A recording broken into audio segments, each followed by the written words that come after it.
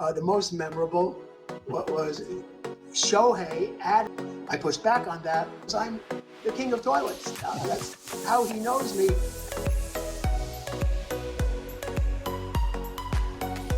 ドジャース CEO のスタン・カステン氏がポッドキャストに出演。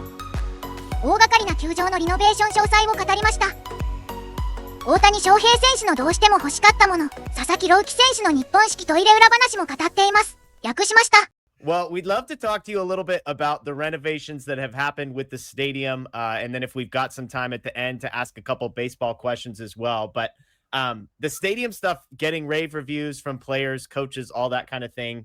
I would love to start with the process on your end. How did you all balance preserving Dodger Stadium, which is one of the most beautiful and historic parks that the league has, with also, I would say, not even modernizing it, but making like a futuristic piece to the stadium that's going to last forever? How did your team balance those two? Well, for this year, all we did was back of the house stuff, clubhouse stuff. In the past, as you know, we've also modernized the fan-facing stuff that we're very proud of. I can't.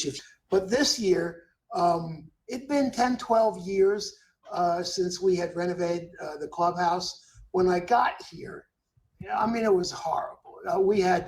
I had low minor league teams in Washington with a better batting cage apparatus than the Los Angeles Dodgers had.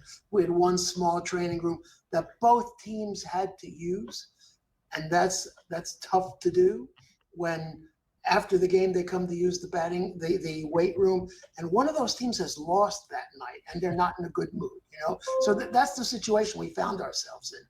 So we did all that. We expanded it, we added things, and I think we became the top of the pack back then.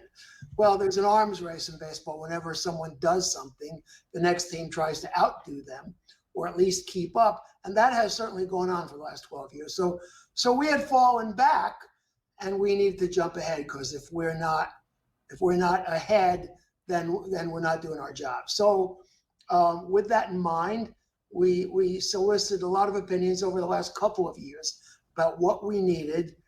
The most memorable was Shohei adding to the chorus of guys who said, we really need 2 batting cages. I pushed back on that. I reminded them, you did 50-50, and we won the Team Silver Slugger Award with 1 freaking batting cage, okay? And he prevailed on us to add a batting cage. And along the way, we got other suggestions. So I can say, once again, we have jumped ahead of other teams, both in terms of size and comfort and amenities, and I don't know how long that will last, but it should last as long as I'm around. I hope. I don't know when the next one will be, but I'm pretty sure I won't be here for the next one, which is what matters most to me. Yeah, Stan, so kind of with all that, you mentioned Shohei wanting a second batting cage. I think the other... A lot of guys did. Right. Okay. We didn't take it seriously until it was Shohei. Right. I think the other big story, obviously, that has come out, I know you did an interview with Bill Plunkett recently, is Roki Sasaki, and you're shaking your head already, wanting the Japanese toilet. How did that kind of, with as much as you can share with respect to, that was, during his visit and all that? This is such a small story. You get that, right? But it's taken on a life of its own. Right. We were at our introductory meeting. 6 or 7 of us from the Dodgers, maybe, a whole lot of folks on his side, his agency, his scouts, his trainers, all of that. And I'm going through some of the renovations we were already planning. And he asked if we're adding the Japanese toilets. And I said, well, no, we're adding, regular conventional American toilets that, by the way, do the job. Okay, I don't want that to get unsaid. There's nothing wrong with American toilets. Japanese toilets are really, though, a whole level up. And I said, is that something that you feel strongly about? He says, yeah, that'd be really good. Everyone on his side thought it'd be really good. Then 2 of the guys on the Dodgers side already had them in their homes. I didn't know. I said, okay, this is easy. You got it. We're doing that. He laughed. He didn't really know me yet. Didn't know whether to take me seriously. And so the next time I saw him was at our final presentation dinner. And I showed him pictures of what we had done. We had actually put them in, and we had a good laugh about it. But you know, he was making a mental note of that this is how these guys operate. It's true. It's how we operate.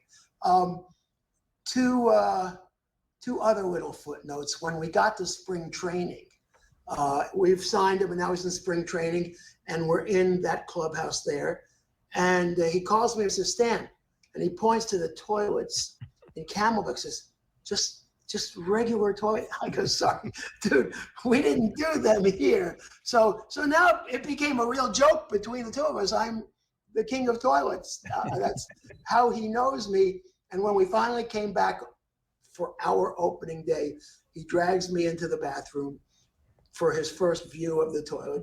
And you know, they come with a little like console on the side. Mm-hmm. I didn't know that. I didn't know how to work them. He did. He hit the button and the seat raises up and he just turns a big smile to me and he goes, "Awesome." So we had already learned that much English. So that's the whole story. I'm happy we did it. Everyone does seem to appreciate it because they really, two things. First of all, functionally, you have to say they are improvements on what we had before. But I think the statement about how we value player input and player culture, which is real, we don't talk about it a lot, but it's real. It's a real part of our MO. 大谷翔平選手の飽くなき向上心には頭が下がりますね。